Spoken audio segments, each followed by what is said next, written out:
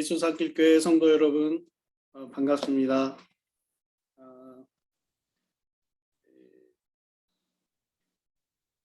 한 주 동안 하나님의 은혜로 있을 데 없는 자, 이 찬양을 참 많이 부르고 기도했는데, 오늘 전도사님께서 그 찬양을 선곡해서 불러주시니까 너무 이게 저한테는 큰 은혜가 벌써 찬양 가운데 이제 있었습니다. 부자와 거지 나사로 이야기, 우리 사모님 말씀도 옛날부터 알았던 내용이지만 다시 생각을 하게 되었고요. 그 얘기를 들으면서 전에도 그런 거 느꼈지만, 나사로는, 그 거지는 이름이 있잖아요. 근데 그 부자는 이름이 없는 거 참 이상하게 생각했는데, 아마 하나님께서 기억하는 사람이기 때문에 나사로라는 이름이 있지 않았을까? 그런 생각을 해보게 됩니다. 오늘 말씀은 조금 어려울 수도 있지만, 그러나 하나님이 주시는 은혜 따라서 한번 같이 생각해 보고자 합니다. 이 나사로와 같은 상황에 처해 있는 한 교회가 있었습니다. 예루살렘 교회입니다. 너무 잘 아는 교회지요. 그 예루살렘에 극심한 기근이 찾아왔습니다. 그로 인해 고아와 과부들을 먹여 살리던 그 예루살렘 교회에도 어려움이 찾아왔습니다.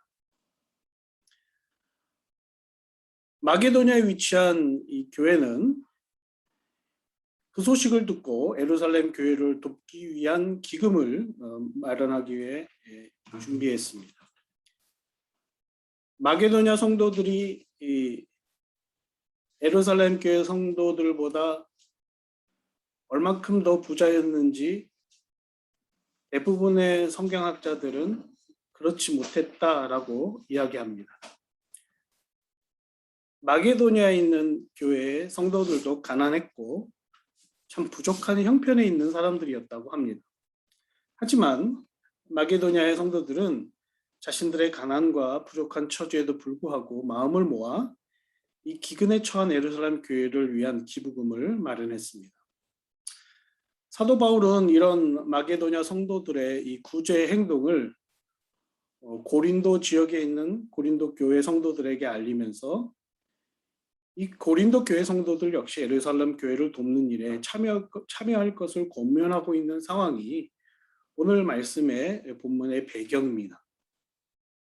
성경학자들은 오늘 본절의 9절의 말씀과 평행한 9절의 말씀으로 우리가 잘 아는 빌립보서 2장 6절에서 11절의 말씀, 그리스도의 부요하심은 그리스도께서 하나님의 본체시고 하나님과 동등됨의 위치를 가지셨던 그런 신적인 영광과 특권을 가리키는 것이고, 그리스도의 가난하게 되심은 그리스도의 성육신, 그리고 이 땅에서 행하신 모든 지상의 사역, 그 가운데 받으시는 모든 고난, 그리고 십자가에서 죽으시는 그 죽으심에까지 포함한 모든 구원의 사역을 말한다라고 합니다.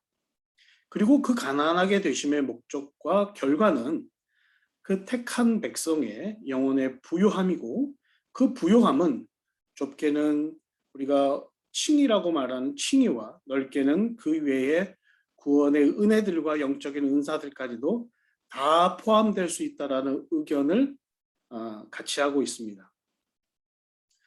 사도 바울은 이런 시대적 상황적 배경 속에서 왜 오늘의 본문의 말씀을 했을까요? 저는 그런 궁금함이 들었습니다. 이 말을 하고 있는 그 의도가 도대체 무엇일까? 고린도 교회 성도들에게 무엇을 확인시켜주고 싶은 것인가? 그리고 오늘 우리가 말씀을 읽는 우리에게, 지금 이 시대에 오늘을 사는 그리스도인에게 이 본문은, 이 구절의 말씀은 어떤 의미를 담고 있을까? 이런 생각들을 하게 되었습니다. 그러면서 크게 두 가지의 방향으로 말씀을 생각하게 되었습니다. 첫 번째는 믿는 우리가 영혼의 부요함을 받은 사람이라는 그 믿는 사람으로서의 신자의 정체성을 확인하기를 바라는 마음으로 그 부유함을 받았다는 것이 도대체 무엇을 내포하고 영혼의 부유함의 그 의미가 구체적으로 무엇인지를 확실히 알기를 원하는 마음이 사도 바울에게 있지 않았을까. 또 성경은 영혼의 부유함의 의미를 지금 이 시대에 사는 우리가 분명하게 그것이 무엇을 안고 있는 것인지를 알기를 원하는 마음이 있기 때문에 그 성경은 우리에게 이 말씀을 전해주고 있다라고 생각이 됐습니다.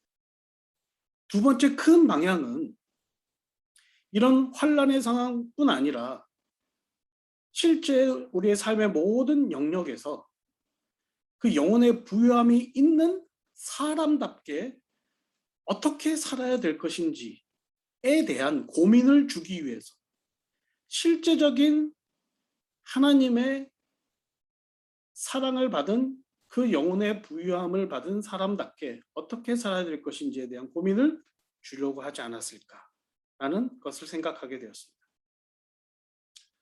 이렇게 하면서 이 큰 두 가지 방향으로 말씀을 계속 묵상해 가는데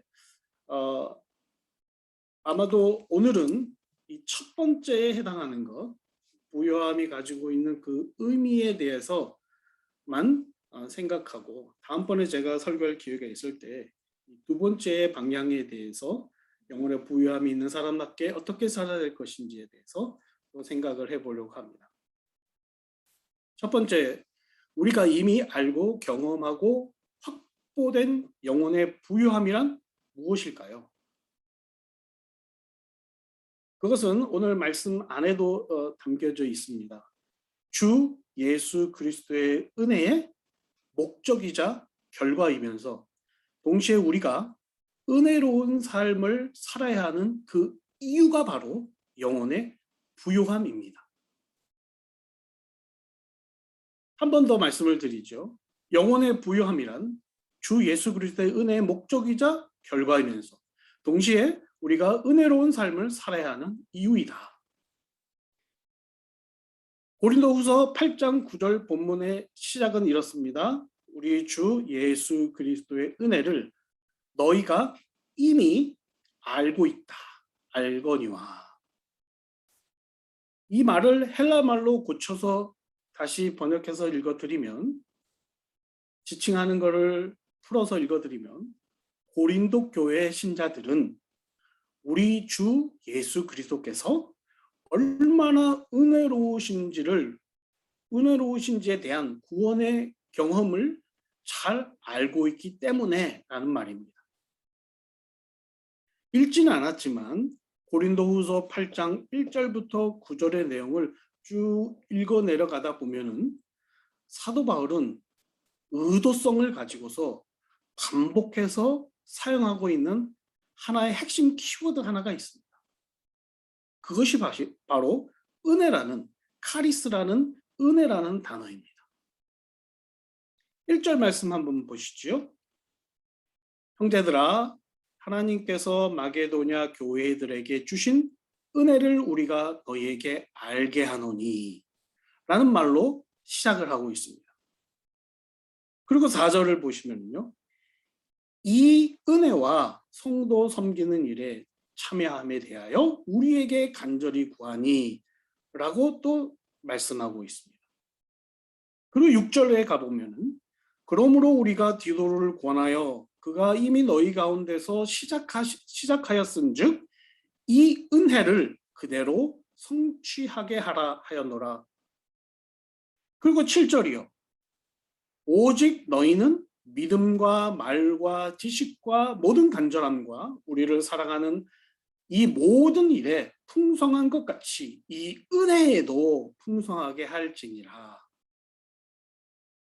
사도 바울은 고린도 교회에게 보내는 편지 안에 이 1절부터 9절까지의 본문의 안에 의도적으로 은혜라는 것을 하나의 키워드로 계속 설명해 나가고 있는 것이지요. 현재 마게도냐 교회에서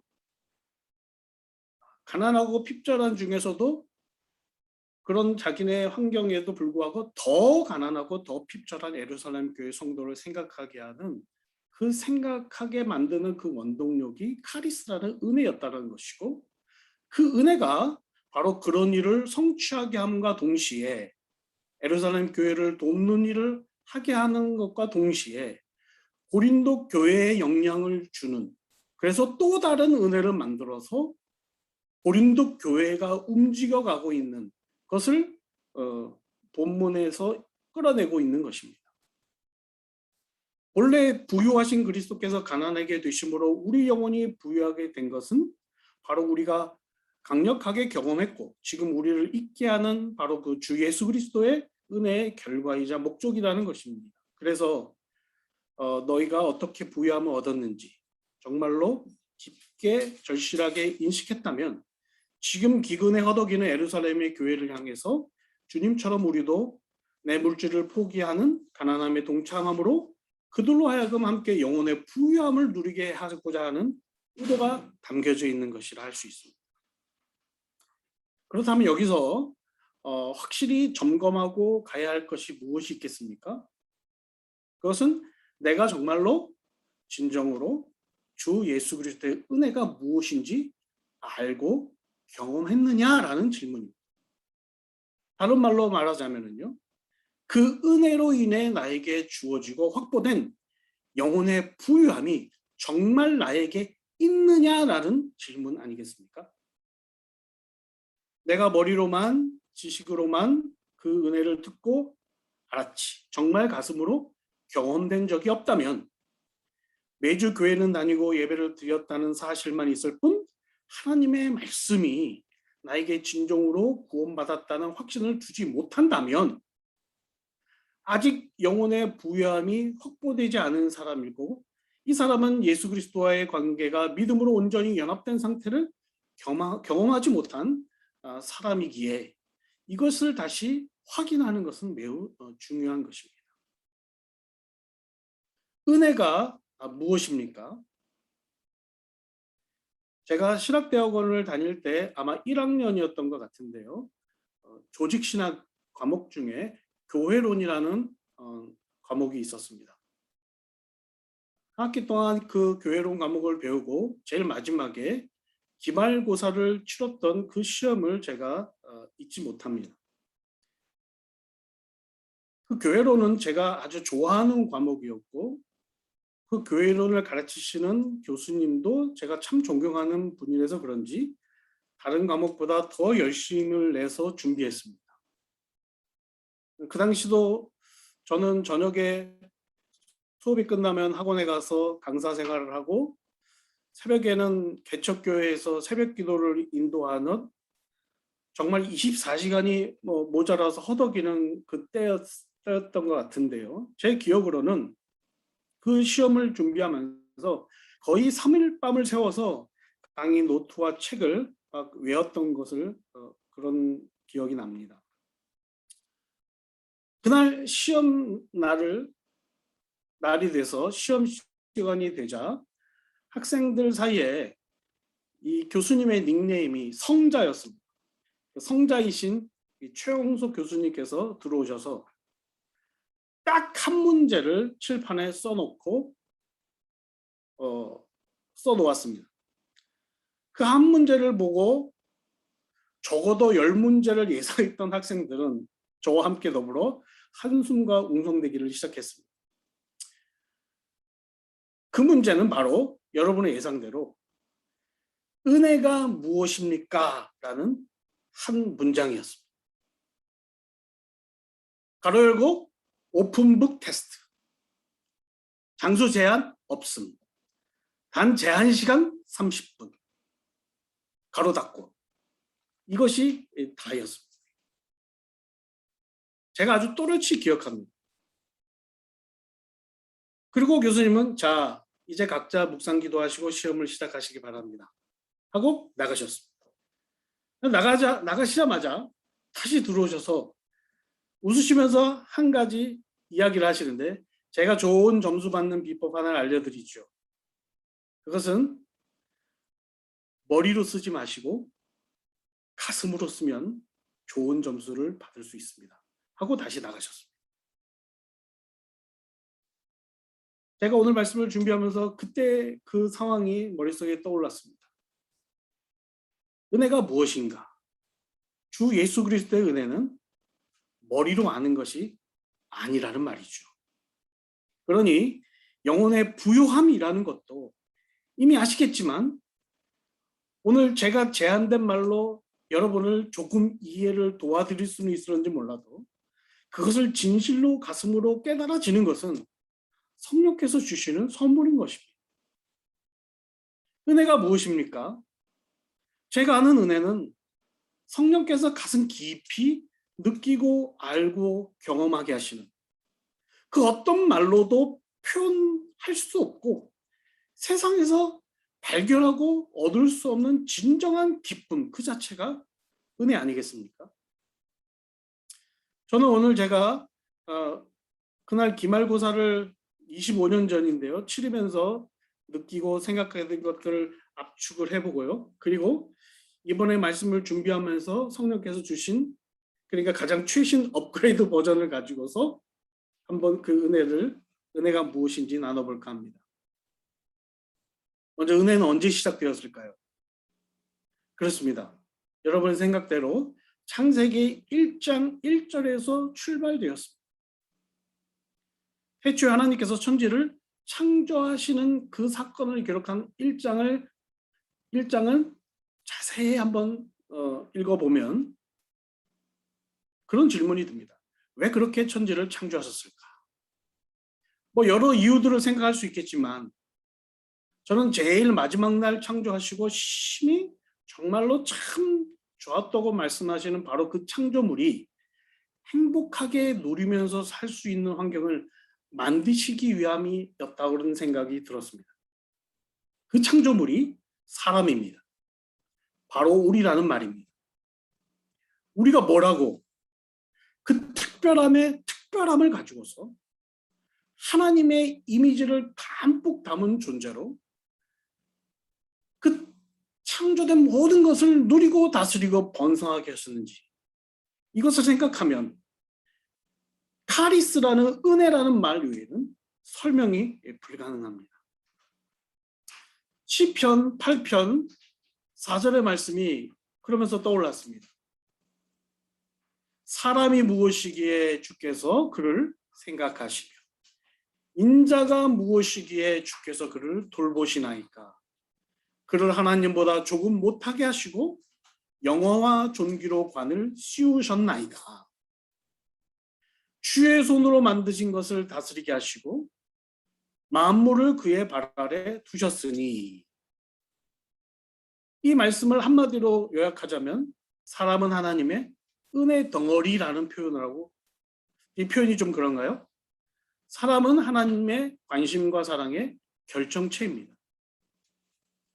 하나님께서는 좀 더 그 사람에 대해서 설명을 해주고 싶으셨나 봅니다. 창세기 2장에 넘어와서도 내가 얼마나 모든 것을 쏟아서 특별하게 사람을 만들었는지에 대한 마치 증거라도 보여주시듯이 사람 창조 작업 과정을 자세히 설명해 주고 있습니다.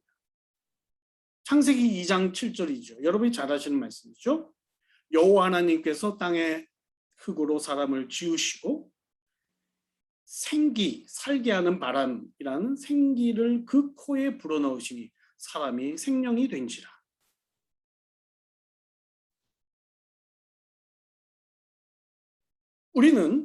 사람은 창조의 중심이었고 하나님의 최대의 사랑과 관심을 집중하여 받은 하나님의 영적 창조물이죠. 그래서 이 7절 말씀을 생각해 보면 하나님 당신의 영의 부여함으로 사람을 영혼의 부여함의 완벽한 상태로 창조하셨다는 말이죠. 우리가 뭐라고요? 내가 뭐라고?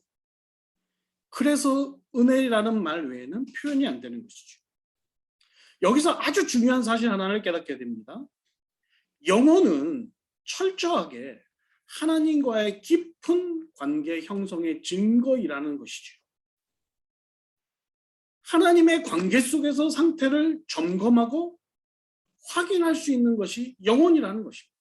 내 영혼의 어떠함은 하나님과의 관계가 어떠하냐와 같다라는 말씀이 바로 이 7절 말씀에서 생각할 수 있는 것입니다. 그러나 이 창조주신 하나님과 그의 최고의 걸작품인 사람과의 관계가 파괴되는 사건이 발생합니다. 보안짓도 하고 먹은 짓도 하고 지롭게 할 만큼 탐스러워 보이는 욕심이 죄를 잉태하는 사건이죠. 하나님과의 관계가 파괴되었다는 것은 영혼의 부요함이 파괴되었다는 것입니다.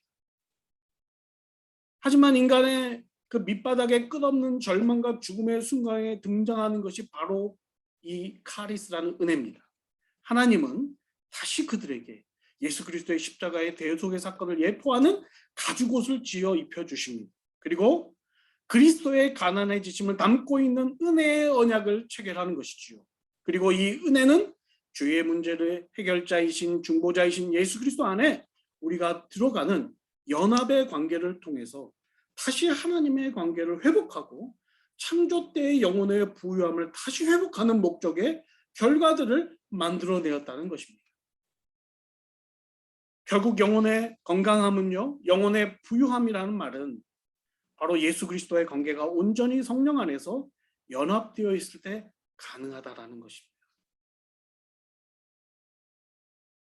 다시 영혼의 부유함은 은혜로 말미암아 예수 그리스도와 우리가 믿음의 관계로 온전히 연합되었다.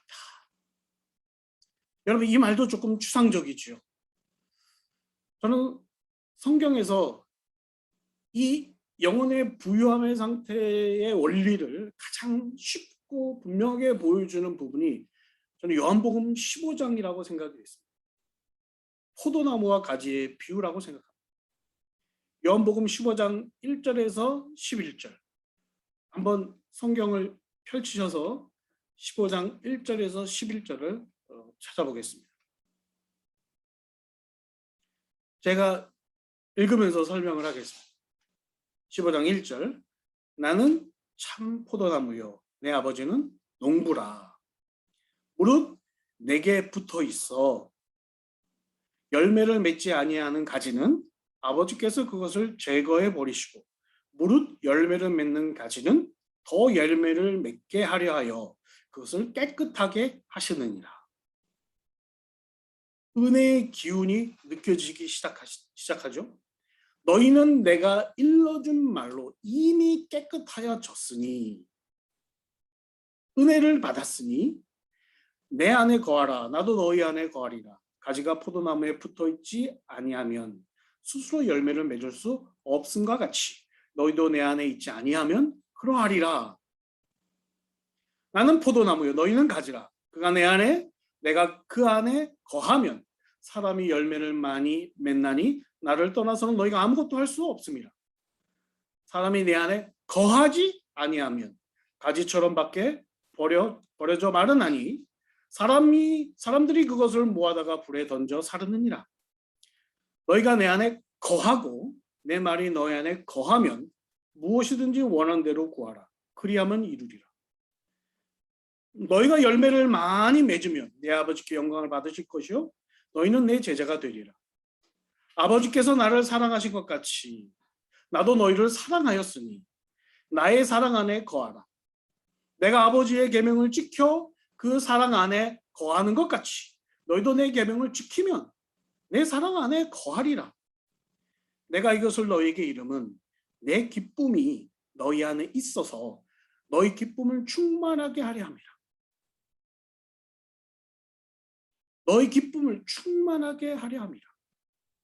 영혼의 부유함의 상태이자 증거는 다시 창조 때의 하나님의 사랑과 관심의 결정체 상태의 회복을 보여주는 바로 기쁨이 충만해진 하나님의 사랑으로 기쁨이 충만해진 이 사랑 안에 거하여서 얻어지는 기쁨 이 부분이라 생각합니다. 여러분 이 요한복음 15장 1절에서 11절의 말씀을 제가 쭉 읽었는데요. 여러분 어떤 말씀이 지독히도 반복되고 있습니까?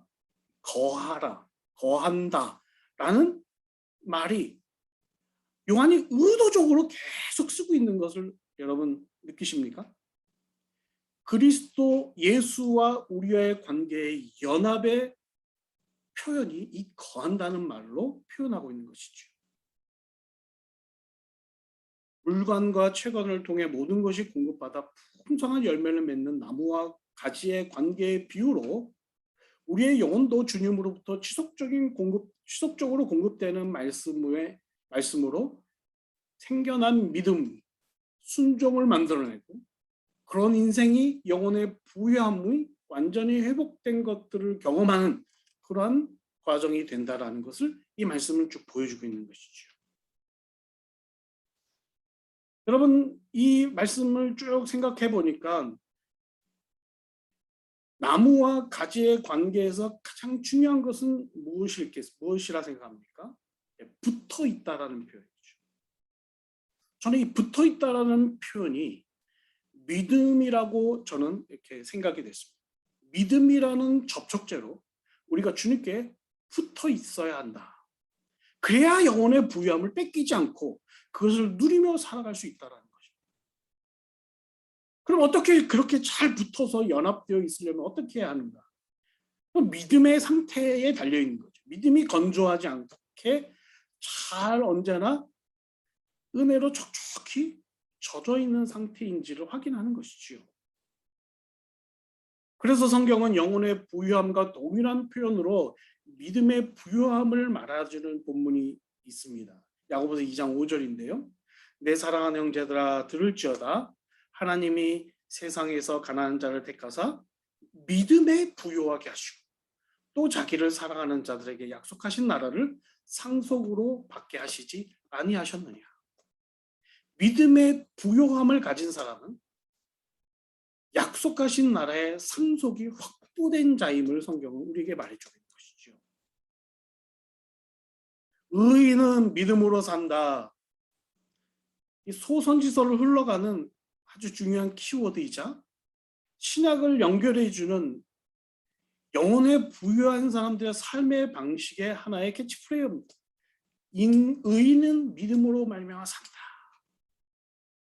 이것이 잘 강조되어 있는 것이 성경이죠.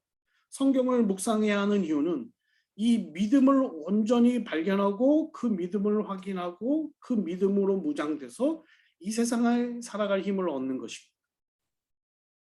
제가 쉬는 동안에 이것이 어디에 가장 좀 두드러지게 또 강력하게 표현되어 있을까라는 것을 쭉 찾아봤는데요.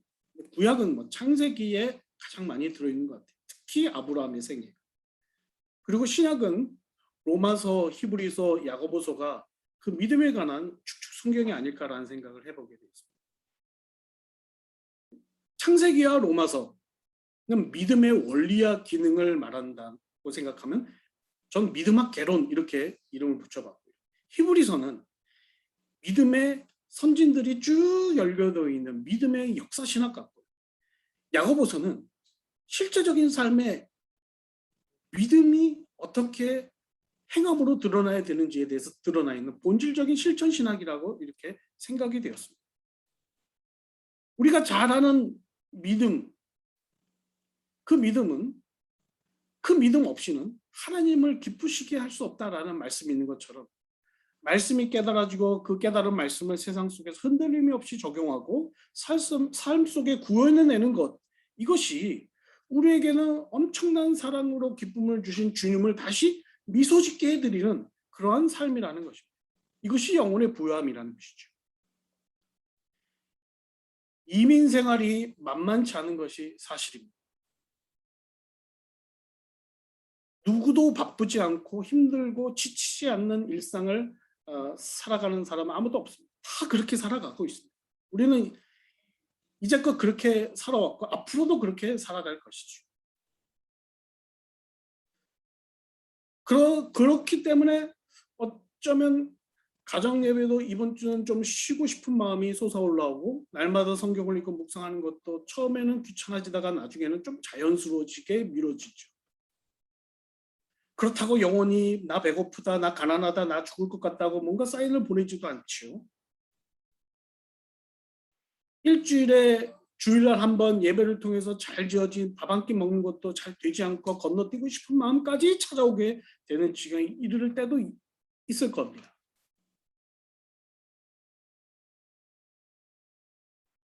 말씀의 광산에 들어가 보석을 캐내는 일은 목사나 전도사님들만 하는 작업이 아닌 것을 알지만 성경 어디에도 그것을 소수 몇몇 사람에게 제한하고 한정하고 있는 것이 없다는 것도 알지만 내 영혼의 부유함을 위해서 모두가 전심전력하여 말씀에 창념해야 한다는 것도 알지만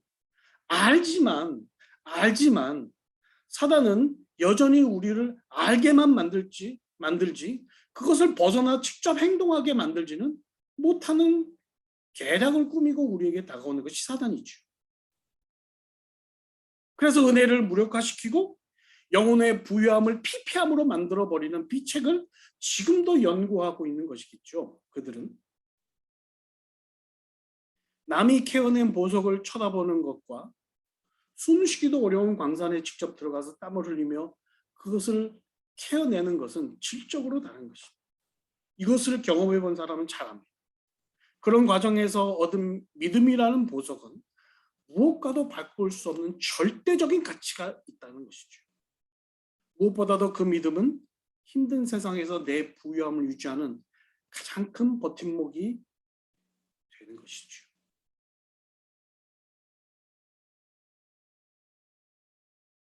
이런 가운데서 이러한 힘든 말씀의 광산에 들어가서 믿음의 보석을 캐어내는 것을 하지 않고 그런 사람 곁에 붙어서 기웃기웃하는 그런 사람들이 마치 자기가 예수님께 바짝 붙어 있는 사람이라고 생각하고 자신이 믿음이 있다라는 착각을 가지게 되는 경우도 종종 생기게 됩니다. 저는 중학교 3학년 때 처음 설교를 했습니다. 전도사님이 그냥 저한테 시키셨습니다. 수련회 때인데요. 수련회 가서 저녁 집회에 그 설교를 저에게 하라고 시키셨습니다. 그분이 저한테 하기 싫어서 저한테 설교를 부탁한 건 아니겠죠. 저는 그냥 뭐 하라고 하니까 처음에는 제가 어떻게 합니까 하다가 그냥 하라고 하니까 순종해서 했던 기억이 있습니다. 그 요청을 듣고 저는 2달인가 3달인가를 엄청 열심히 준비하고 아마 성경을 그때 가장 열심히 연구하고 묵상했던 것 같습니다. 그땐 컴퓨터도 퍼스널 컴퓨터가 없었죠.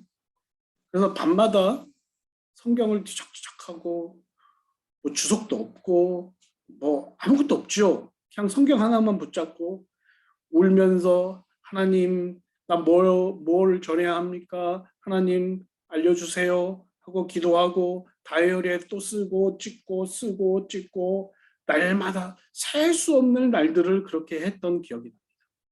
그때 본문 말씀이 갈라디아서 2장 20절 말씀인데요. 저는 평생을 살면서 그때의 그 순간을 잊지 못합니다. 모태신앙으로 어릴 적부터 교회를 다녔지만 제가 주님을 인격적인 구주로 만나 은혜를 경험하고 영혼의 부유함을 느낀 시기가 언제냐고 나한테 혹시 누가 물어본다면 저는 그때 그 순간이 아니었을까 그렇게 생각합니다. 물론 초등학교 6학년 때 아버지가 지병으로 돌아가시기 전에 하늘산 기도원에 가서 3일 금식하면서 하나님 정말 살아계시다면 우리 아버지 살려주세요라고 기도할 때 무슨 큰 십자가를 본 체험은 했었지만 그것이 믿음은 아니었다는 것을 제가 중3 때 제가 알게 됐습니다. 그때 전도사님께서 목사가 되시고 개척을 하시고 그리고 제가 그 개척교회 다니었고 그때 고3이었는데요.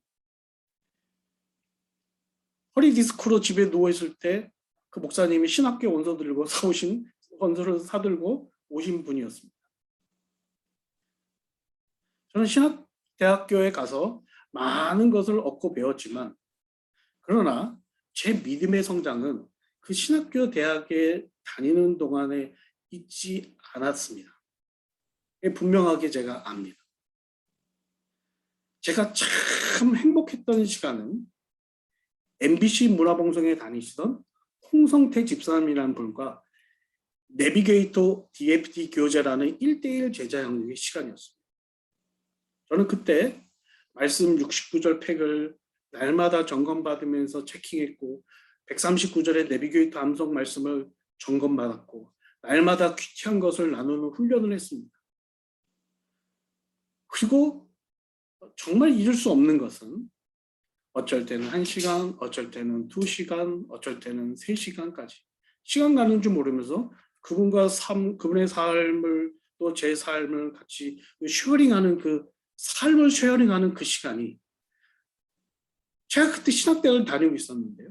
저는 그때 다시 중3 때 발견한 그 은혜를 누리고 영혼의 부유함이 뭔지, 믿음이 무엇인지, 내가 주 안에 거한다는 것 무엇인지 이런 것들을 그 쉐어링하는 것 속에서 체험했던 시간입니다.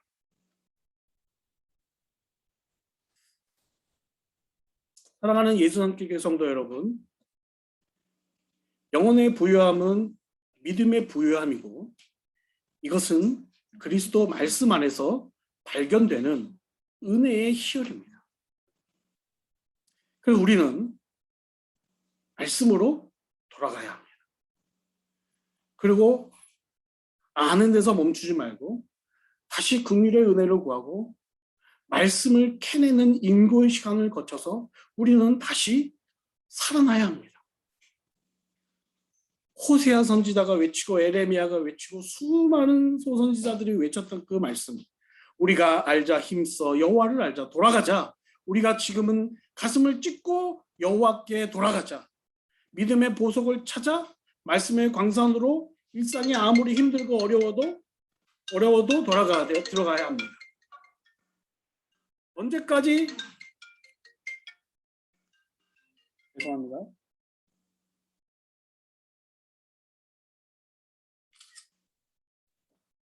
언제까지 제 아내가 제게 얘기하는 건데요. 제가 참 연약해졌을 때 종종 제게 던지는 말이 제가 빵을 만드는 사람이니까 언제까지 빵쟁이로 살 거야 라고 이야기할 때가 있습니다. 사실 그 얘기를 제가 참 제일 듣기 싫어하는 이야기. 제 아내가 저를 향해 그 얘기를 하면 그 말 앞에 제 눈은 제 아내를 이렇게 딱 째려보고요. 그 다음에 제가 당신이나 잘해라는 말로 반격을 합니다. 그런데 시간이 지나고 나서 아내가 없는 곳에서 저는 다시 성경을 펴고 눈을 감고 주님 제가 빵 냄새에 취해서 내 영혼이 정신이 혼미해졌네요. 그리고 회개하고 도와달라고 기도합니다. 이 저의 연약함이죠. 그 연약함이 오늘 아침에도 발생했습니다. 오늘 아침에 저는 6시에 일어나 축구를 보다가 또 혼났습니다. 제 아내가 잠을 깨고 나와서 당신 제정신이야. 오늘 전할 말씀을 밤새워 봐도 시원치 않을 판에 이게 뭐냐고 저에게 이야기를 했습니다. 저는 아무 말 없이 전반이 진행 중인 축구를 끄고 다시 말씀을 향해 갔습니다. 제가 째려보고 당신이나 잘하라고 얘기하지만 하나님 앞에 다시 저를 쓰게 만드는 제 아내를 주신 하나님께 감사합니다. 내 믿음 없음을 불쌍히 여기시고 다시 한번 말씀의 단비로 가난 내 영혼을 소생시켜 주시옵소서. 이것이 제가 연약함에서 다시 하나님 앞에 섰을 때 하는 기도의 대부분입니다. 하나님, 내 믿음 없음을 불쌍히 여겨주십시오. 다시 한번 말씀의 단비로 내 영혼을 소생시켜 부욕해 해 주십시오. 이미 내 영혼은 부유해짐에 대한 확증이 그리스도 안에 있습니다. 그러나 그 확증된 삶으로 내가 살아가는 데 있어서 연약함을 발견해서 그것을 향해 기도하는 거죠. 제가 수술을 받고 처음엔 6주의 쉼을 예상하다가 2달을 쉬고 그리고 좀 더 쉬는 기간을 가졌습니다. 육체의 회복과 더불어 영혼의 부유함의 회복도 필요했었다라는 생각을 그 기간에 오늘 말씀을 준비하면서 그런 생각이 들었습니다. 쉬는 동안에 예수 상계교회처럼 한 달에 한 번 설교를 해달라는 교회가 3교회나 생겼습니다. 여기도 가라 저기도 가라 말씀을 전할 기회를 막 주시는데 드라마를 봐도 설교와 연결되고 제가 슬기로운 의사생활을 보는데요. 그 드라마를 보면서 목사는 영적인 의사 아닌가? 나는 왜 저 의사들만큼 신자의 영혼들을 치료하는데 전문적이면서 또 예민하지 못한가? 저들은 저렇게 예민한데 스포츠를 봐도 그렇습니다. 지금 슛을 성공시킨 손흥민이 테이핑을 하면서 다시 퇴장하는 그 모습을 보면서 내 영혼도 이런 쉼의 시간에 영혼을 다시 관리하고 무장해야지. 이런 생각들을 하는 시간들을 계속 갖는 것. 저는 그게 나쁘지 않게 느껴지면서 그래서 약간 제가 업되는 것 같은 느낌을 가지니까 제 아내가 또 제게 말합니다. 여보, 당신 다른 일 말고 다시 빵을 만들었으면 좋겠는데. 그렇게 말하는 이유는 제가 이제 좀 더 쉽고 편하게 일할 곳들에 이력서를 집어넣어보고 또 여기저기 오라는데 갈까 말까라는 이런 얘기들을 하는 제 모습을 보고 제 아내가 던진 이야기죠.